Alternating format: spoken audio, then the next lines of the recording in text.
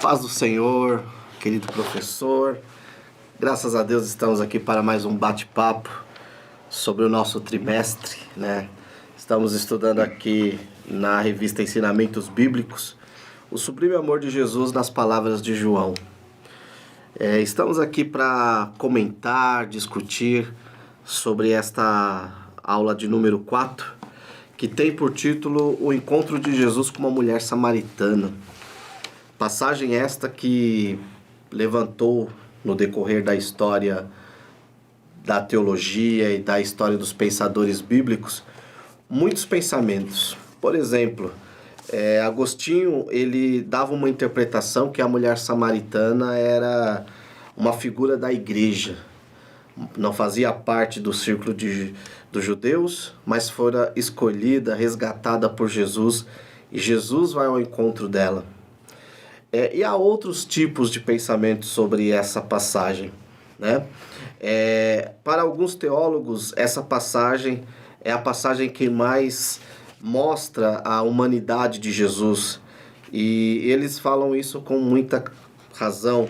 Nós vemos Jesus sentindo sede, nós vemos Jesus cansado. Porém, o nosso irmão Daniel aqui, ele nos traz uma ênfase sobre o amor de Jesus que não faz acepção. E para esse bate-papo, graças a Deus e com muita honra, temos o pastor George, ali pastor da igreja do Parque Miami, né?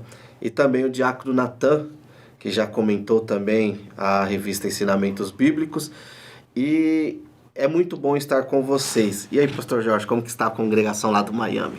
Amém. Pai do Senhor Sérgio, Pai do Senhor Natan, a Pai do Senhor, todos os professores, irmãos.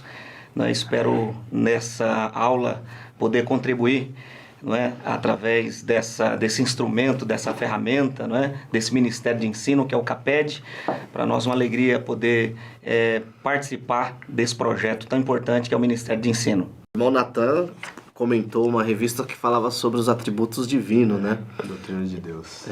E graças a Deus, eu acho que é a primeira vez que nós comentamos juntos, né? Na videoaula. Eu acho que sim, né? Acho que eu me lembro de uma outra vez também. Tem que voltar aí a memória, mas eu não vou lembrar qual aula, né? Mas, que eu me lembro, eu já conheço o irmão já de gravações, né? Amém. Eu penso que pro ponto inicial aqui do nosso bate-papo, da nossa conversa sobre essa lição de número 4, diante de vários comentários que eu li, né, sobre esta passagem, por exemplo, o próprio William Barclay, ele fala que essa passagem é o trecho do Novo Testamento que mais fala da humanidade de Jesus, né? O Agostinho, eu li essa semana, ele faz uma comparação à igreja como essa mulher samaritana como sendo a igreja. Até então eu não conhecia essa visão de Agostinho, achei muito interessante. Porém, dentre todas, tem um comentário que eu gosto muito, que é do Ermund Brown, e apesar de ser um comentário técnico, acadêmico, mas eu vejo nessa nota dele uma nota devocional, onde ele diz assim, abre aspas, esta não era uma necessidade geográfica, entre parênteses, Jesus passar por Samaria. Porque embora a rota principal da Judéia para a Galiléia fosse através da Samaria, conforme diz Joséfo, se Jesus estava no Vale do Jordão, como está escrito no capítulo 3, poderia facilmente ter ido rumo ao norte através do vale e então subir para a Galiléia através da garganta de Betsá, ou seja, evitando Samaria. E aí o Ermund ele fala assim, Jesus passou por Samaria, não por uma necessidade geográfica, mas por um plano divino, porque ele tinha a necessidade, não de ir em Samaria, mas de ir atrás daquela mulher para então lhe mostrar a salvação.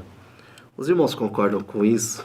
Bom, diante dessa exposição, Sérgio, é muito interessante sim esse pensamento, e eu penso que não foi só por uma questão geográfica, né? No sentido de que naquela época, né, tinha um pensamento já muito exclusivista, né?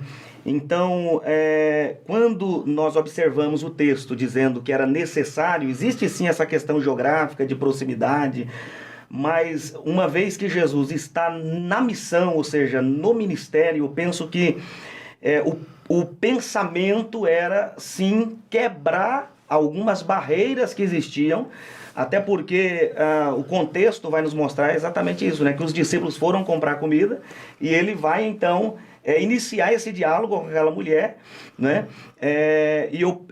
Um ponto que eu achei muito interessante ao ler, ao estudar esse capítulo, o capítulo 4, é que a gente vai perceber que lá na frente Jesus vai enviar, vai ordenar, lá em Atos 1:8, quando ele diz, recebereis poder, recebereis a virtude, e ser-me-eis testemunha, tanto em Jerusalém como em toda a Judéia e Samaria. Então, Jesus aqui está sendo exemplo, né? Então, lá na frente ele vai ordenar, olha, vocês vão ter que ir lá em Samaria. Então, eu penso aqui que foi, sim, intencional o fato de Jesus passar por Samaria, para que aquele pensamento, né, dos judeus e de muitos discípulos, né, a respeito dos samaritanos, essa barreira ela fosse quebrada. Então, eu penso que sim, foi intencional com esse propósito de poder não só alcançar aquela mulher, né, que a gente vai perceber que o resultado daquele encontro foi extraordinário. Houve uma repercussão em toda aquela cidade, né? Então eu penso que sim. Eu também partilho dessa opinião, né? Penso que não foi só uma questão geográfica também, mas uma questão também de salvação. E muito interessante esse seu pensamento que você trouxe, de linkar com a descida, o revestimento do poder. E você vê que Jesus, sendo um bom judeu, que Jesus ele cumpriu toda a lei. Sim. Ele não exclui os samaritanos, diferente dos demais judeus, né? É muito interessante quando a gente olha um mapa, né? Quando a Bíblia fala era necessário passar por Samaria, se nós interpretarmos, era muito mais fácil passar por Samaria, porque estava ali próximo onde Jesus estava. Para chegar na Galileia, você atravessaria Samaria, chegaria na Galileia com uma facilidade maior. Mas quando nós estudamos a história, especialmente dos judeus, nós vamos ver que muitos deles, especialmente aqueles mais puristas, né, em relação à religião judaica, eles literalmente davam a volta em Samaria para não passar em Samaria, de tão grande que era essa barreira religiosa, social, cultural, né? E quando Jesus ele vai para Samaria, ele está, de certa maneira, colocando em xeque a sua fama de mestre, porque ele era chamado de rabi, né? E especialmente aqueles judeus poderiam olhar para ele com um olhar de uma certa... mas isso aí, ele já tinha um pouco essa fama, né? Ficava se misturando ali com ladrões, né? Enfim, com pecadores. Mas, quando ele vai para Samaria, aí ele quebra uma grande barreira mesmo. Uma barreira muito grande e de muito tempo, né? Não era uma barreira que nasceu na época de Jesus, era uma barreira que já vem desde muitos anos antes de Jesus. Desde a divisão do reino, né? Quando dividiu-se o reino lá em norte e sul. E é interessante que alguns rabinos judeus, eles atribuíam vamos dizer assim, toda a desgraça que veio sobre Israel, sobre Judá, aos samaritanos, né, como um todo. A culpa é toda sua, né? E talvez esse era o pensamento também dos samaritanos, né?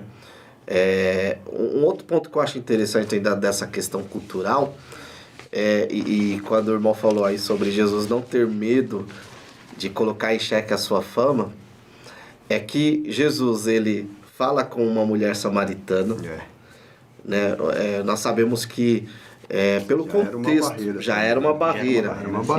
Nós vemos Jesus mandando ir pregar em Samaria, né? Judéia, Jerusalém e Samaria, e os confins da terra. E outra coisa, o maior exemplo, uma das parábolas que mais exemplifica o amor, né? Nós vemos o quê? Que quem é que salva o homem? Verdade. Um bom samaritano. Sim. Imagina você ouvindo isso. Você é um judeu falar, tá, então calma aí, o samaritano, ele é melhor do que eu nas palavras de Jesus, né?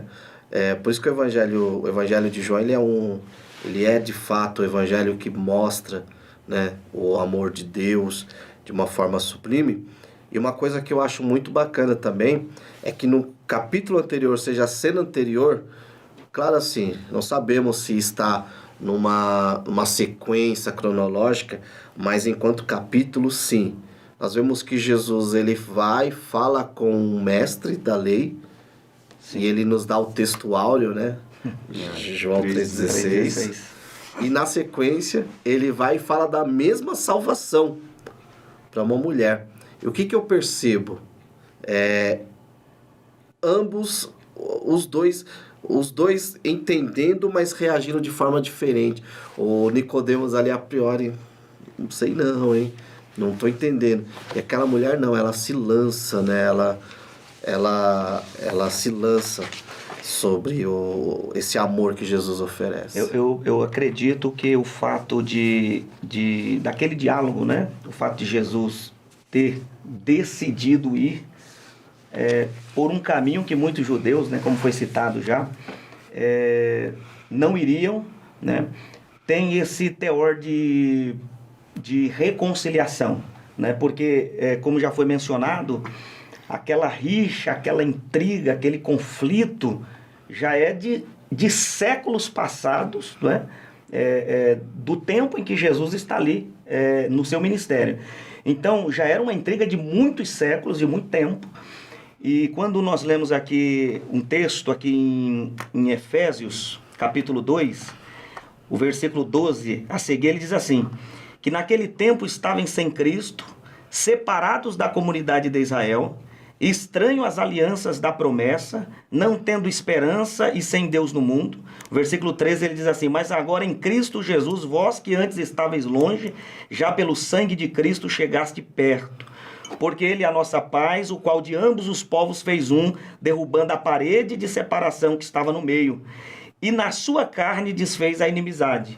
Isto é, a lei dos mandamentos que consistia em ordenanças para criar em si mesmo dos dois um novo homem fazendo a paz. Aí o versículo 16 diz assim, pela cruz reconciliar ambos com Deus em um corpo, matando com ela as inimizades. Vindo ele evangelizou a paz a vós que estáveis longe e aos que estavam perto, porque por ele ambos temos acesso ao Pai em um mesmo Espírito, né? Então a gente percebe que a obra da salvação é uma obra de reconciliação, né? Ou seja, tinha a barreira étnica, né? O fato daqueles samaritanos ser de origem mista, né? Devido à mistura promovida pela Síria, né? Quando eles invadiram lá o Reino do Norte. Então, havia essa barreira religiosa, né? A questão dos estrangeiros que passaram agora a habitar ali junto com eles e houve aquela mistura. Então, os estrangeiros vinham com seus ídolos, com as suas práticas religiosas, né? Então, tinha uma barreira muito grande nesse aspecto religioso e também essa questão da barreira histórica, porque ao ler a história a gente vai perceber que os samaritanos também se opuseram muitas vezes, né, ao andamento da obra, por exemplo, a exemplo de Neemias e de Esdras, né? Quando nós lemos lá, por exemplo, no capítulo 4 de Esdras, nós vamos se deparar com eles se aproximando, né, oferecendo auxílio, ajuda na reconstrução, né?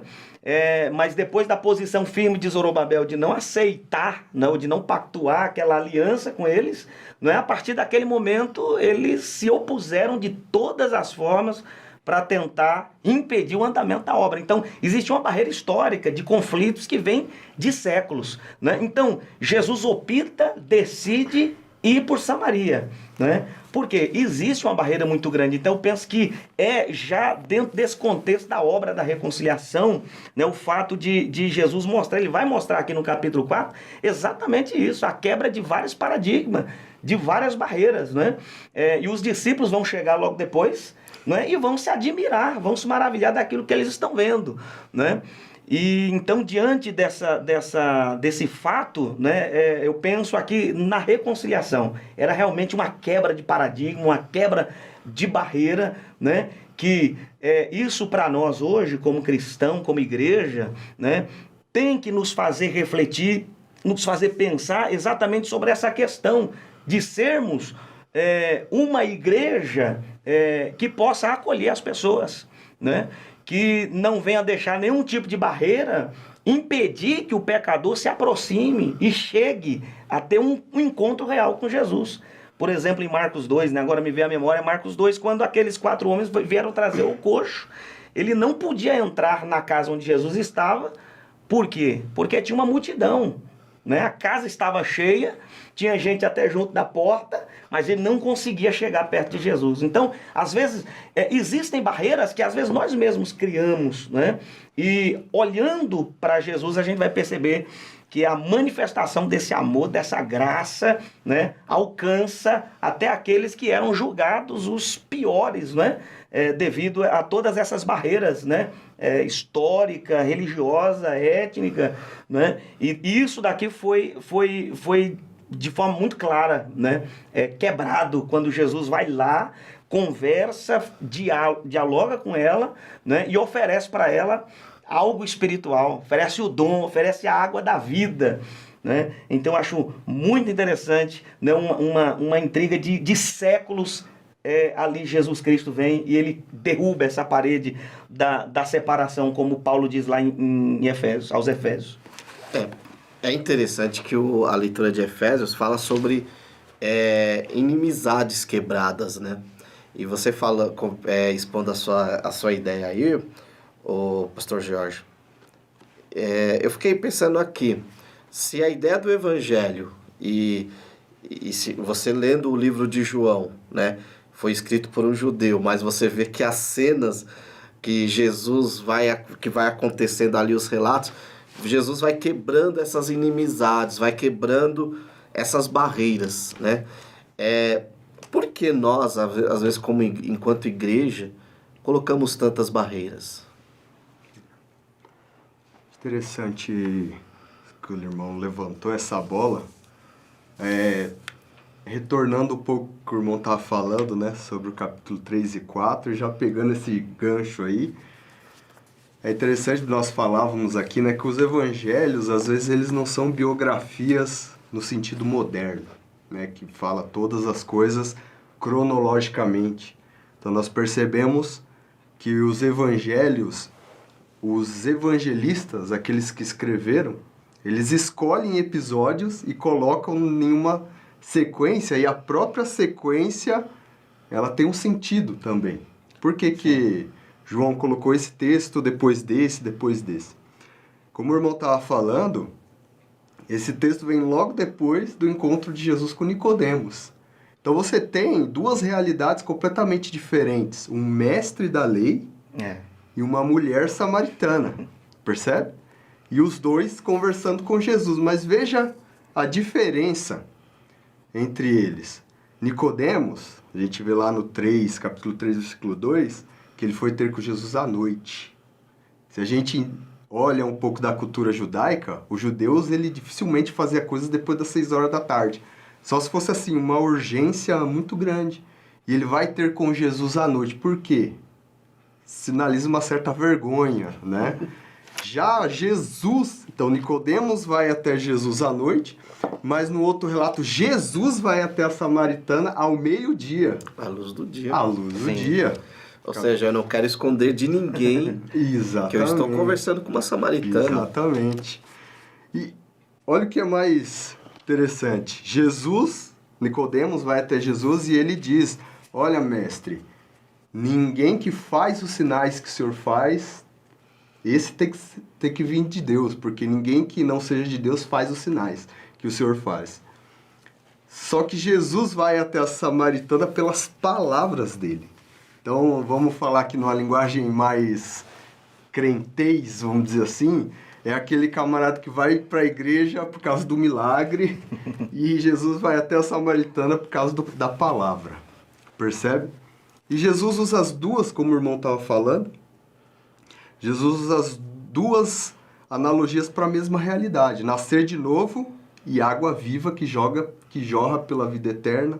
Ele fala sobre a mesma realidade espiritual daquele que não nascer de novo, que é nascido é carne, o que é nascido do espírito é espírito. E ele vai falar para a mulher samaritana, olha, é chegada a hora que os verdadeiros adoradores adoram o Pai em espírito e em verdade.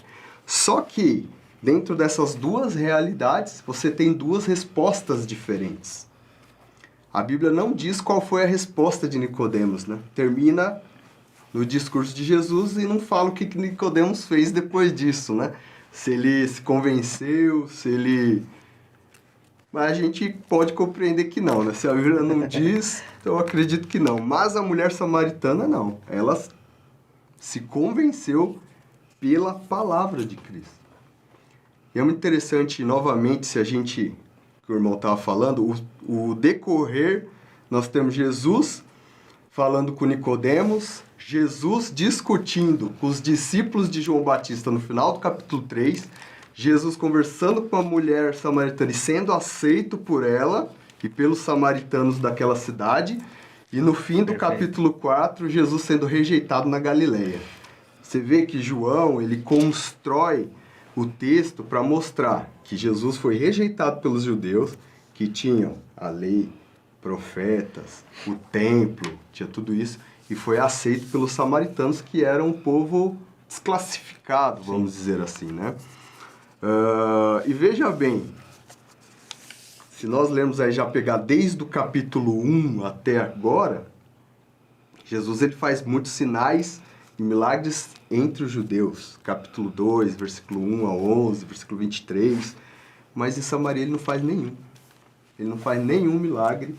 E do capítulo 4, versículo 44, aliás, 39 a 42, os samaritanos vão dizer, olha, nós cremos em ti por causa das tuas palavras. Sim. Percebe?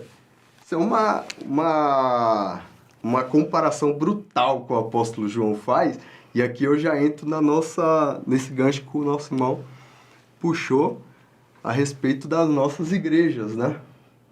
O quanto nós temos rejeitado a Cristo frente às necessidades daqueles que vêm até a igreja, ou que às vezes não tem nem força para vir até a igreja, né? Então essa realidade às vezes nos acusa de certa maneira, né? Nós temos a Bíblia, temos o Espírito Santo de Deus, vemos os sinais e maravilhas que Deus faz no nosso meio. E tem aqueles que são os pecadores, que estão do lado de fora, né? E como o nosso pastor Jorge já bem falou, que é o que Jesus mandou, você tem que ir lá em Samaria. Tem que ir lá em Samaria, tem que ir... Né? Fazendo um link, né, dentro desse ponto aí, Natan, é interessante, né? Quando Jesus vai falar aquela parábola, dentro desse contexto, né, do samaritano, quando ele vai narrar, né, para um doutor da lei, que pergunta a respeito do próximo, né? Que ele vai falar que descia um homem de Jerusalém para Jericó, caiu nas mãos de salteadores, e aí ele vai narrar ali o sacerdote passando de largo, e me chama a atenção porque em Lucas 10, 31 e 32, quando vai falar do sacerdote e do levita, diz que eles viram o homem caído, meio morto, mas eles passaram de largo, né? Quando o samaritano vem, aliás, ele está indo de viagem, né? O texto vai dizer que ele está, Jesus narrando, dizendo que ele vai de viagem. Aí o texto diz que ele vendo, moveu-se de íntima compaixão. Então, olha que interessante, não é? Ver aquilo que nos move, né? Dentro desse contexto, né? Das nossas igrejas, da nossa postura hoje. Né? O que nos move? Qual que é o sentimento que nos move? A gente sabe que o judeu, naquela época, tinha um sentimento em relação ao samaritano, que era um sentimento de ódio, que era um sentimento de conflito, né, de intriga, né? Mas quando Jesus narra essa parábola, ele vai falar que o samaritano moveu-se de íntima compaixão, né?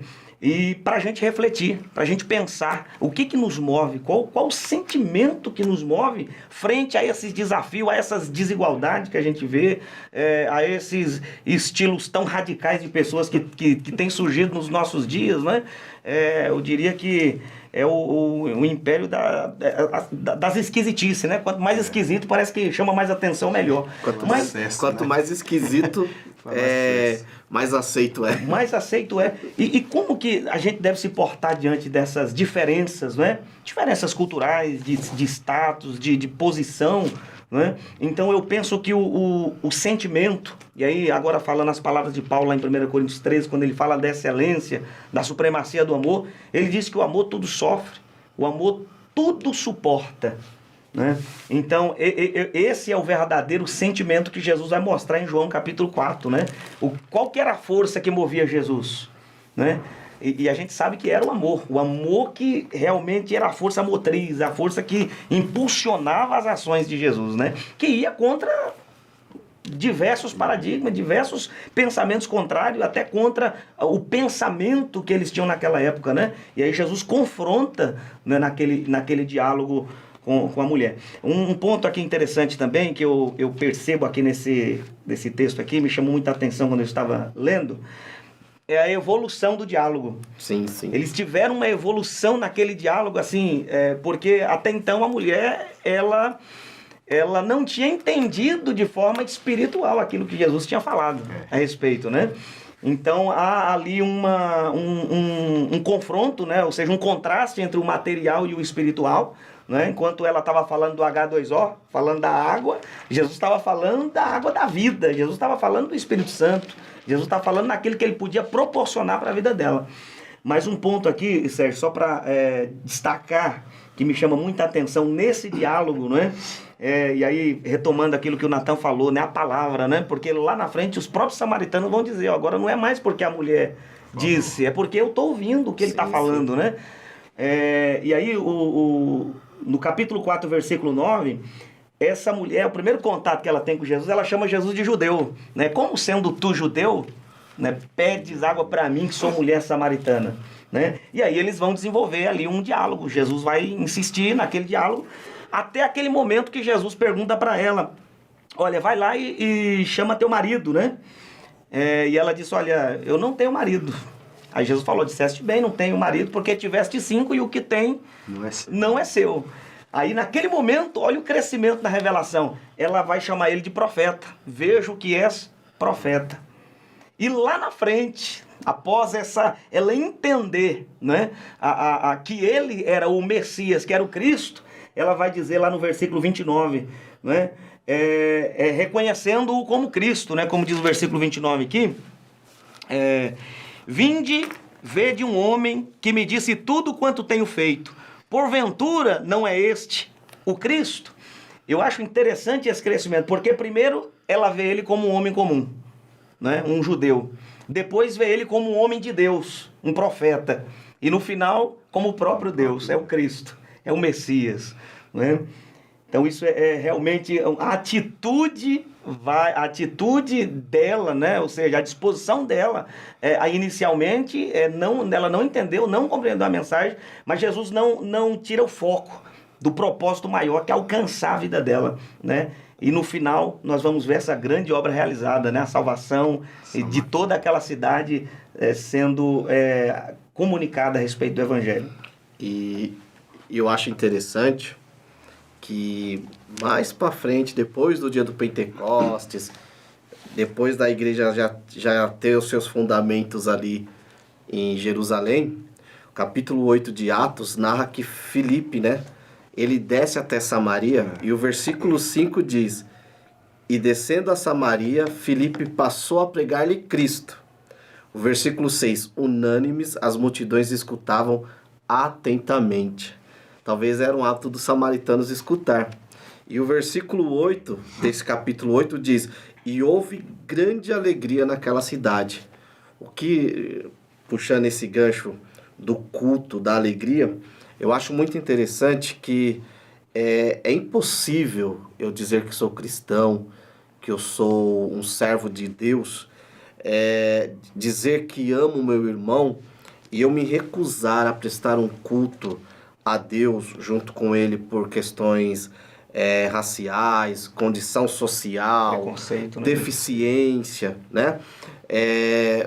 Porque o próprio João, na sua primeira epístola, no capítulo 4, versículo 19, experimentando, né, vendo esse amor que Jesus teve não só por essa samaritana, mas por todo o que ele narra, nós vemos demonstrações do amor de Deus, do amor de Jesus, ele diz, nós o amamos, porque ele nos amou primeiro.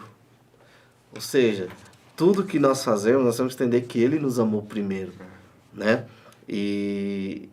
Só que tem um ponto que eu acho muito interessante nesse diálogo. Que uma vez esses pregadores de igreja inclusiva, né? Ele pregando sobre esse João 4, e ele diz uma coisa que a Bíblia não ensina. Vinde como você está e fique, porque é o amor de Deus que vale. Não é assim.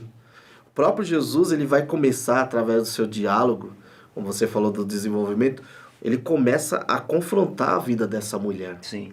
Ele chama essa mulher para uma realidade. Olha, Verdade. você até o momento, né, até tem um comentário do William Barclay, eu acho muito interessante, que ele diz que para esta mulher estar indo buscar água, aquele horário, sozinha, fora da sua cidade, é porque tinha dois motivos. Primeiro, ela não tinha um marido. Ou segundo, talvez ela era uma mulher, por questões das suas atitudes em relação a homens, rejeitado na cidade. Havia algo que ela tinha feito que ia fazer ser rejeitada. O texto não fala.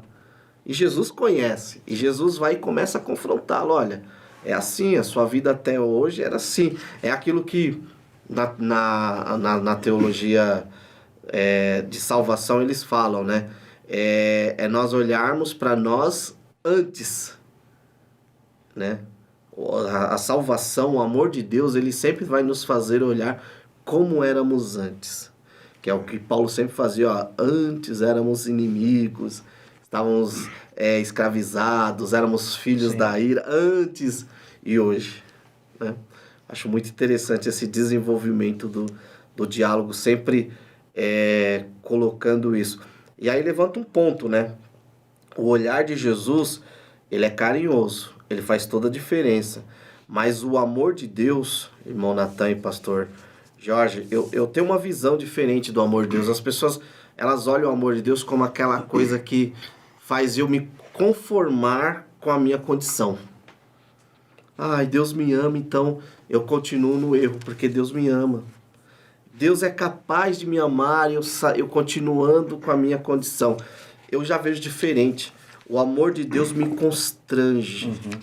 Eu olho para o que Deus fez através de Jesus, eu me sinto constrangido a buscar em Deus uma mudança de vida. Sim. A querer viver o padrão que Jesus estabeleceu em seus discursos, em suas narrativas, a viver um padrão. Então é um olhar carinhoso, mas é um olhar que faz a diferença e as pessoas precisam notar a diferença. Sim, sim. Esse diálogo deixa muito claro que essa mulher ela foi confrontada, né, com uma realidade que Jesus, né, sabia, né, mas talvez na mente dela, na visão dela, ela não imaginava que Jesus soubesse, né? Então quando Jesus Jesus afirma, né? Tiveste 5 maridos, pronto, levou ela exatamente a refletir e a pensar sobre a condição dela. Pegou no ponto, né? Pegou no ponto. Né? Pegou no ponto central. E o que agora tens não é teu marido. Né? Aquela mulher foi completamente confrontada. E eu penso aqui que quando Jesus pergunta, vai lá e chama teu marido, é justamente dentro desse contexto que ela não está entendendo ainda do que Jesus está falando. Né? Quando ela diz no versículo 15, né? Senhor, dá-me dessa água para que eu não mais tenha sede e não venha aqui tirá-la.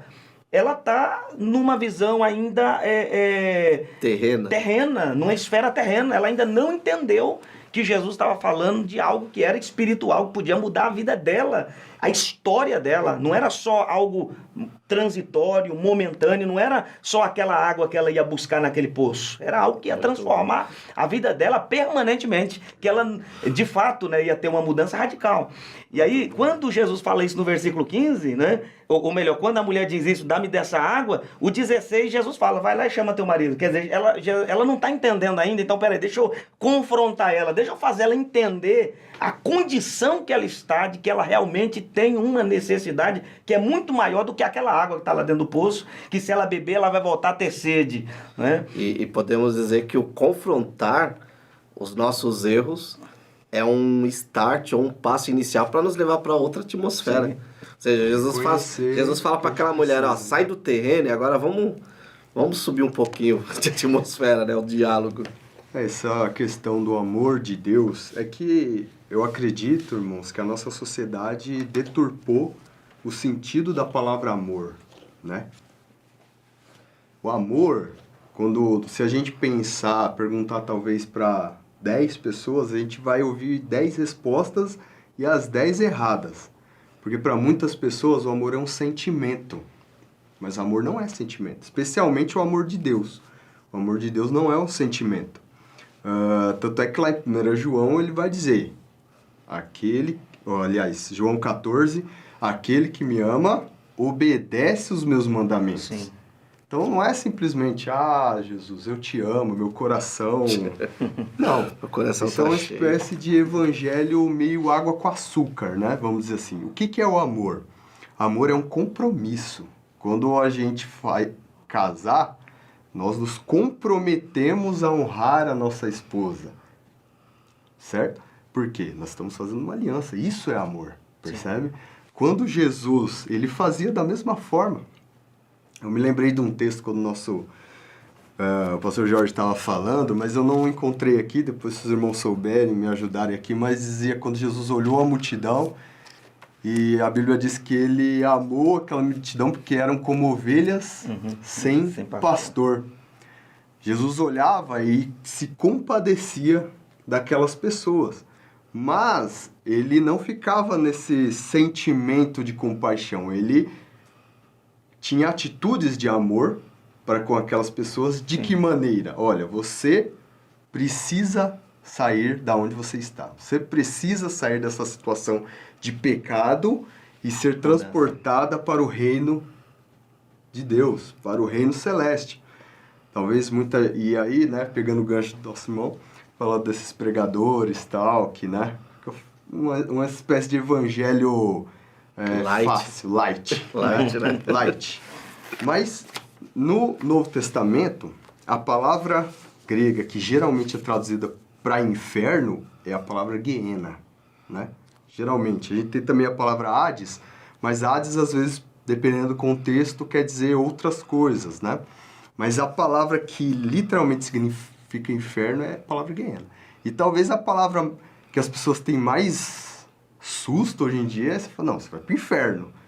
Meu Deus, isso é uma palavra que parece que você não é nem cristão se você falar um negócio desse, né? Perdeu a unção. Né? Mas das 18 vezes que essa palavra Gehenna acontece no Novo Testamento, 17 foi Jesus falando. Sim. A única vez que acontece fora de Jesus é em Tiago, quando ele está falando da língua, que quando ela é uma língua, vamos dizer, muito fofoqueira, né, que causa intriga, ela é um órgão que é inflamado pelo inferno. Ele não está nem falando de mandar alguém para o inferno, está falando da língua. Mas Jesus não. Jesus o tempo todo está falando sobre o inferno, sobre condenação. E você pode pensar, mas isso não é amor? Não, muito pelo contrário. Muito pelo contrário. Se eu estou vendo alguém caindo de um precipício, já na beira do abismo, e eu não puxar ele para trás, e eu não forçar ele, chamar a realidade, que amor é esse? Que você vê a pessoa no pecado, caminhando a passos largos para o inferno, e você, não, fica tranquilo, Deus te ama. Não, isso não é amor. Então, o verdadeiro amor não é aquele que passa a mão na cabeça, mas é aquele que sim, ama, sente compaixão, sente dor no coração, como Jesus sentia, mas chama para a realidade, como o pastor Jorge estava falando, né? Olha, você tem... Cadê seu marido? Eu não tenho. Realmente, você teve... Sim, que o que tem não é seu ainda. Percebe? Então, é o verdadeiro amor esse aí. É o amor que nos chama para a realidade e que quer nos ver crescer e não ir direto... É o amor completo, né? Sim, sim. Exatamente. Me chama a atenção, ouvindo a exposição aí do Natan, é que quando Jesus confronta ela, a impressão que se tem é que ela tenta mudar o tom da conversa, sim, né? Porque no versículo 20 ela vai dizer o seguinte: nossos pais adoraram neste monte, e vós dizeis que é em Jerusalém o lugar onde se deve adorar. Parece que ela está mudando assim um pouco do tom logo após ela ser confrontada. Né? Ou era questões que realmente ela tinha, por uma necessidade ou por uma curiosidade que ela tinha de querer realmente saber, ou ela está tentando diante daquele confronto. Agora ela fez uma pergunta que foi pertinente, porque Jesus não deixou ela sem resposta e sem explicar essa questão da adoração. Eu vejo essa questão aí, eu tenho um pensamento sobre essa lei, essa mudança. Ela é confrontada. Sendo bem sincero, nós três aqui, quem assiste essa aula, nem ser humano nenhum no mundo gosta de ser confrontado sobre a sua realidade de vida. Eu vejo isso como ela querendo jogar para Jesus assim: olha, tudo bem, eu posso até o momento ter vivido errada, o meu povo é um povo que, né, vive errado, mas é por culpa de vocês, porque vocês falam que o lugar da adoração é lá em Jerusalém, nós não podemos ir lá. Né? Eu vejo com essa linha, ou seja, também. É por isso que até o comentarista aqui, ele fala que é um amor que quebra barreiras, que Jesus fala: não, mas quem te falou isso? Quem te falou que você precisa ir lá em Jerusalém para receber salvação? Salvação está aqui, eu vim aqui, ó. A própria salvação, estou aqui em Samaria, né? E trazendo aí para os nossos dias, é uma coisa que nós fazemos constantemente, o ser humano. Quando você sai para pregar, evangelizar, falar de Jesus, o ser humano sempre vai procurar uma desculpa.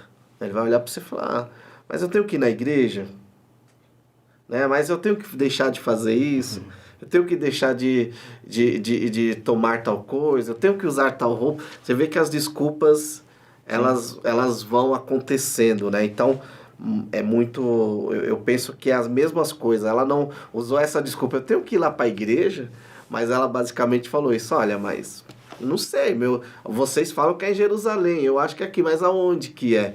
E aí Jesus vai e esclarece, igual o pastor Jorge falou, já para mostrar: olha, não é em Jerusalém, não é... o Pai procura os verdadeiros adoradores, né? Eu acho que o ponto tem um verdadeiro adorador, o Pai está ali. Eu acho que nesse sentido também, Jesus muda um pouco a ideia religiosa dela, né? Também. Porque ela pensa a adoração ligada à localidade. Né? Na antiguidade você tinha muito isso, né? O lugar santo. Não só na antiguidade, até hoje, né? Os judeus ainda hoje, Jerusalém para eles é uma terra santa, né?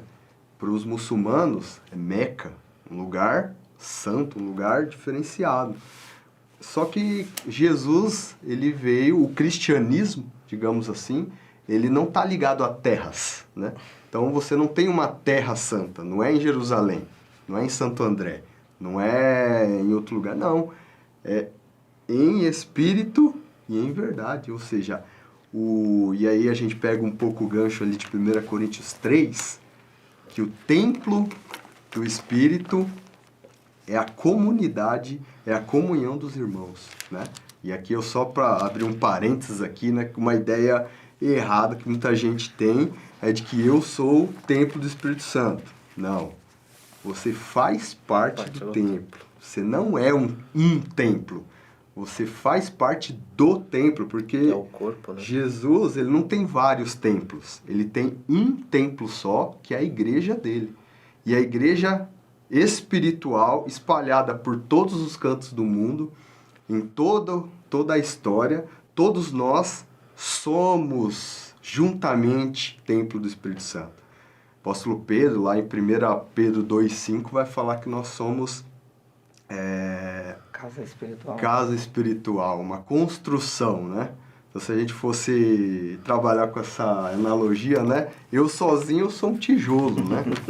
Ele fala como pedras vivas, né? Nós como pedras vivas somos edificados. Eu sozinho sou uma pedra. Uma pedra, ela não é uma igreja. Uma pedra é uma pedra. Agora, quando ela está edificada como uma igreja, aí ela se torna uma igreja. Porque às vezes hoje em dia a gente tem esse pensamento, não, eu sou um templo, então eu fico aqui em casa, não vou para a igreja, não tenho comunhão com os nossos irmãos. Mas isso não é o que a Bíblia prega, né? Então Jesus, eu acho que tira essa ideia religiosa dela, de que a adoração é local, no monte, ali Samaria ou em Jerusalém. Não, a adoração é a partir do momento que você se converte, que você entra no reino de Deus, você faz parte, você já é a igreja, você já faz parte dessa igreja que adora o Pai em espírito e em verdade. Até isso daí é bom, porque hoje tem um movimento de desigrejados, né?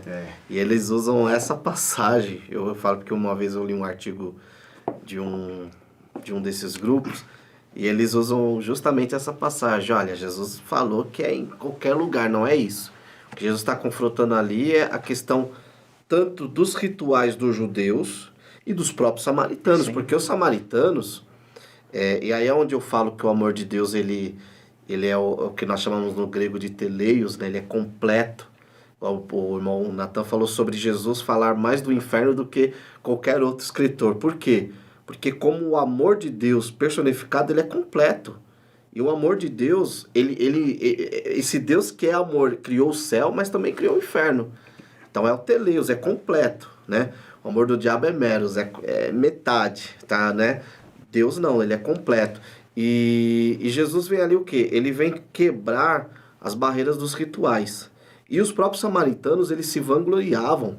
Eu estava lendo um artigo do Saião, e o Saião escreve que os samaritanos se orgulhavam de ter o Pentateuco, de ter as suas próprias leis e outras coisas mais. Eles tinham mais rituais que os judeus. Ficava aquela briga, quem tem mais ritual?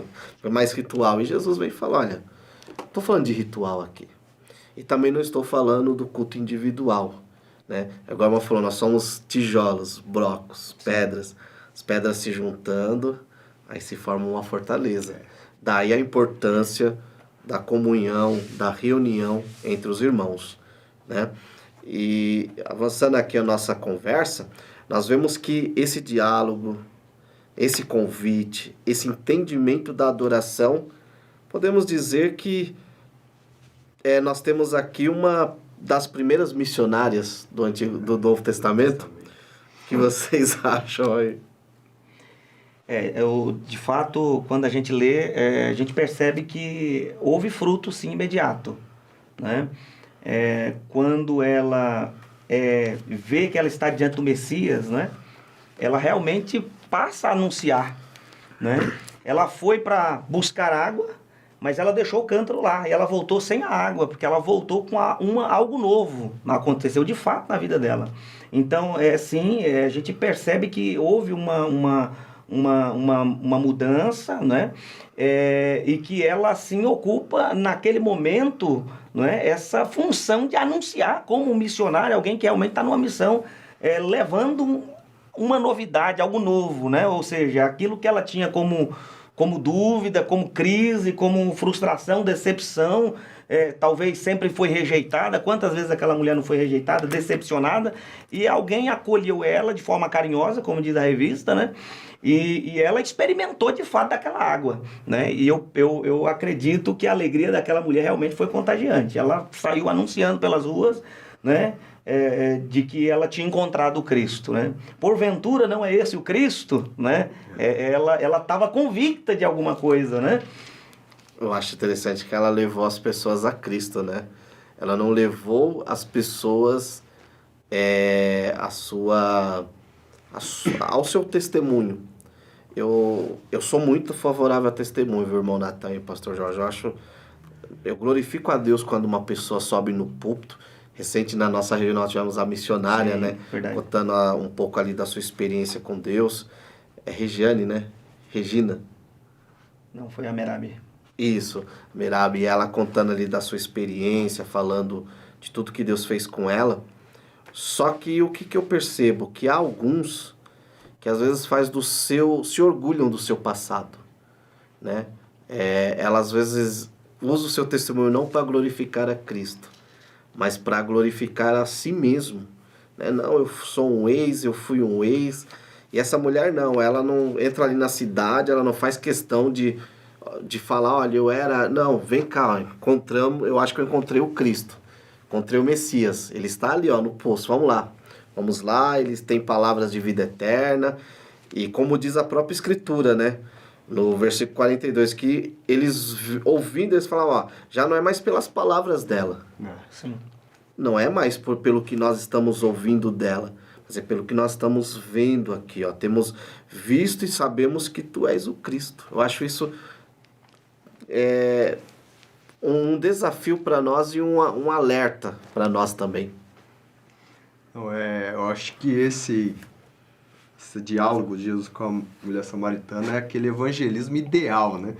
Todo mundo quer, todo crente gostaria de ir lá pregar, a pessoa aceita e ainda traz um monte com ela, né? Como o pastor Jorge falou, produziu frutos imediatos, né? Ela acredita em Jesus, corre na cidade, chama as outras pessoas, e as pessoas também acreditam em Jesus, pela palavra, né? Interessante, só retomando o que a gente falou anteriormente, né? É diferente dos judeus, né? Quando Jesus volta para Galileia no versículo 43, do capítulo 4, ó, lá no versículo 48, Jesus falando para os galileus, judeus, então Jesus lhe disse, se não contemplardes sinais e prodígio, jamais crereis. Então só a palavra parece que não entrava, né, no coração. E aí a gente se volta lá para a parábola do semeador, onde existem vários tipos de terras, né? Jesus comparando o coração das pessoas com tipos de terra. Então nós podemos entender que o coração daquela samaritana era uma terra boa, que Jesus jogou a semente, ela já germinou, produziu frutos e muitos frutos, né? Já o coração daqueles judeus era já uma terra não muito boa, não muito propícia. Então foi o evangelismo ideal, foi o evangelismo que todo crente que faz aquele evangelismo sai na rua para entregar Hoje eu ganhei o panfleto, chega lá, a pessoa aceita. É o evangelismo ideal, mas como nós falamos lá no começo, tudo era um propósito de Deus, né? Deus já sabia disso. Deus levou Jesus a uma mulher específica, né? Jesus não levou ele a um grupo de pessoas que estavam ali. Não, Jesus foi levado, e a palavra de Deus nos diz que Jesus também era guiado pelo Espírito Santo. Sim, né? Quando nós vemos em Mateus 4, Jesus foi guiado pelo Espírito ao deserto para ser tentado pelo diabo. Então eu acredito que Jesus era guiado pelo Espírito Santo no seu ministério terreno.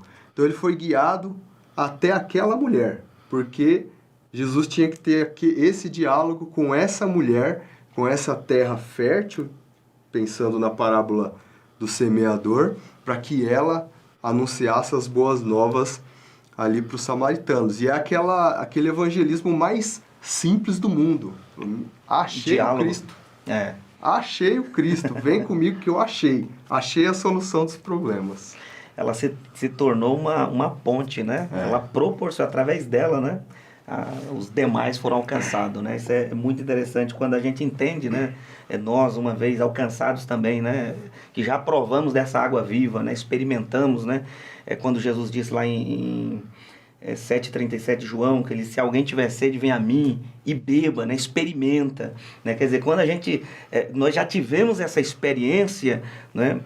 Olhar para o exemplo dessa mulher, né? E eu fico pensando assim, se Jesus se importou com ela, no estado dela, na condição dela, e fez uma obra na vida dela, né? O que ele não pode fazer com os demais? Né? E ela se tornou uma ponte, quer dizer, ela foi alcançada e já produziu um fruto imediato, né? Já saiu anunciando e através dela outros foram alcançados. Isso é interessante essa ideia da ponte, porque O bom do diálogo é esse, ele vai e volta, né? Imagina se Jesus já chega no centro da cidade de Samaria pregando, anunciando. Ia ser rejeitado como já Ia ser já foi, né? rejeitado, apedrejado, né? E não, a ponte foi lá, abriu, né? Reconciliação, né? Reconciliação. Como que Deus é? Isso aqui eu vejo um outro ponto e um alerta para nós que anunciamos o amor de Deus é a estratégia certa. Jesus, no seu ministério terreno, ele nos mostra vários exemplos de estratégia. E observação, o Natan colocou muito bem. Jesus como homem, guiado pelo Espírito. Sim. Então, se ele foi guiado pelo Espírito, por que Deus, no seu infinito amor e poder, não pode nos guiar também? Talvez nós aqui estamos pedindo, ou não estamos pedindo, né? Não estamos ouvindo a estratégia do Senhor. E o irmão Natan falou aqui que Jesus depois volta para Galileia e faz sinais. Uma coisa que eu observei, e aí os irmãos, não sei se os irmãos também já tiveram essa visão, mas você observa que no Evangelho de João, principalmente, quando Jesus está na Galileia, são sinais. Fora das regiões da Galileia, palavras, pregações, né? É isso, o povo, parece que os judeus só cria os sinais. E no capítulo 6 do Evangelho de João, você vê que Jesus ele vai confrontar a multidão. Vocês estão me seguindo pelo pão, ou seja, pelos sinais. Vocês não querem ouvir as minhas palavras, né? E nós, na verdade, eu acho que essa lição, esse capítulo 4, essa narrativa, e eu quero fazer mais uma vez o uso de Agostinho, no seu sermão sobre o capítulo 4, ele fala que o nosso grande desafio é parar para ouvir as palavras de Jesus. Eu acho que essa lição ela nos chama para isso. É um amor que é demonstrado na cruz, mas é um amor também que nos chama para ouvir, nos chama para escutar. Né? Perfeitamente. Isso daí. Mais alguma coisa para falar, irmão Jorge? Olha, diante desse bate-papo, né, desse diálogo, e creio que vai contribuir para todos que puderem assistir, né, é muito proveitoso. Eu quero deixar assim para reflexão, né? Nós estamos aqui, o título da lição fala, né, o encontro de Jesus com uma mulher samaritana, né? A gente vai perceber que no Novo Testamento apresenta diversos encontros de Jesus, né? Ou seja, Jesus encontrando-se com alguém. E a gente percebe que esses encontros foram encontros transformadores, né? Quando Jesus ele encontra-se com Nicodemos, embora nós não, como foi citado, né, o que aconteceu depois, mas a gente sabe que com certeza o Nicodemos foi marcado, né, com aquele encontro, né? O encontro de Jesus com Zaqueu, em Lucas 19, foi um encontro transformador. Quando Jesus encontrou-se com a sogra de Pedro, né, eu acho interessante aquela passagem, porque quando ele toca nela e a febre vai embora, o texto diz que a febre vai embora e ela passa a servir. Então foi um encontro também transformador. Não é? Quando Jesus encontra-se com o gadareno, né, foi um encontro transformador, né? Ninguém conseguia dar jeito naquela situação, foi mais um encontro transformador. Quando Jesus se encontra com, lá em Mateus 8, né, o verso 2, encontra-se com um leproso, foi um encontro transformador. E aqui em João capítulo 4, mais um encontro transformador, né? Ou seja, o Evangelho de João, né, que vai mostrar Jesus como Deus, né? Ou seja, como Filho de Deus, como o Verbo, como o próprio Deus, vai mostrar que esse Deus é um Deus pessoal, é um Deus que se encontra conosco e quando acontece esse encontro, também vem acompanhado de transformações. Então é realmente uma lição que traz essa evidência, né, desse encontro que pode realmente mudar a vida das pessoas. Amém. Amém. É exatamente isso. Acho que essa lição nos faz ver como a palavra de Deus ela é transformadora, né? Às vezes a gente não consegue enxergar que a palavra de Deus tem poder mesmo, né? Não é um jargão, é verdade mesmo. Você lê essa palavra e essa palavra transforma. Cristo pregou a palavra e a palavra transformou aquela mulher, né? Então, eu acredito que esse é uma das lições, né, que nós tiramos dessa lição em específico com a mulher samaritana. Deus seja louvado aí pela vida do irmão Natan, pastor George. E uma coisa que fica para mim desse diálogo, dessa conversa maravilhosa, é que Jesus, antes de curar, de transformar, Jesus toca nas pessoas, né? Lá em Marcos capítulo 1, versículo 40 em diante, você vê aqui que chega um leproso pedindo a cura, mas antes de Jesus curar, Jesus, movido de compaixão, o tocou, ele sendo leproso, ou seja, Jesus fica numa condição de imundo para mostrar compaixão. Com essa mulher foi a mesma coisa, né? Como o irmão Natan, no decorrer do diálogo aqui, colocou, à luz do dia, Jesus não quis esconder de ninguém que estava conversando com o samaritano, talvez colocando em xeque a sua reputação, mas para Jesus não importava a reputação, ele sentia compaixão. Então, o grande desafio que fica para nós, dentro dessa aula, é que possamos ser como Jesus, tocar as pessoas, sentir compaixão das pessoas. A inimizade já foi quebrada na cruz, mas muitas das vezes nós estamos levantando as inimizades aí. A propósito, Sérgio, quebrar a barreira requer assumir risco. Exato. E Jesus assumiu um risco ali, né? Mas foi o fato de assumir esse risco que quebrou as barreiras, né? Então, o fato dele falar com uma mulher em público, o fato dessa mulher ser uma samaritana, quer dizer, né? Mas ele assumiu um risco, né? Era a integridade dele, mas para poder atingir aquela mulher, alcançar, tocar, né? Aquela mulher, como ele tocou com palavras, né? Tocou falando, conversando, interagindo, né? Dando atenção, né? De forma carinhosa, atenciosa. Uma mulher que com certeza tinha um histórico de rejeição. Ela estava sozinha ali, né? Então tem essa impressão de que ela sim sofria muita rejeição, mas ela naquele dia foi buscar água do poço e encontrou-se com a fonte da vida, né? E bebeu dessa água da vida e viveu a transformação, a mudança da vida dela, né? Através da palavra. Glória a Deus. Glória a Deus. Deus abençoe você, querido professor, você que vai assistir esse bate-papo, essa conversa. E não deixe de compartilhar, não deixe de comentar, né? E algumas dicas para o estudo dessa lição: comentário bíblico do Ermundir Brown, comentário do Novo Testamento do William Barclay, comentário de João de J. Carson. E com certeza, se você jogar na internet, tem vários materiais aí que vai te auxiliar, além dessa videoaula, desse bate-papo, para você preparar a sua aula. Deus abençoe o irmão Natan, Deus abençoe o pastor George, e até a próxima.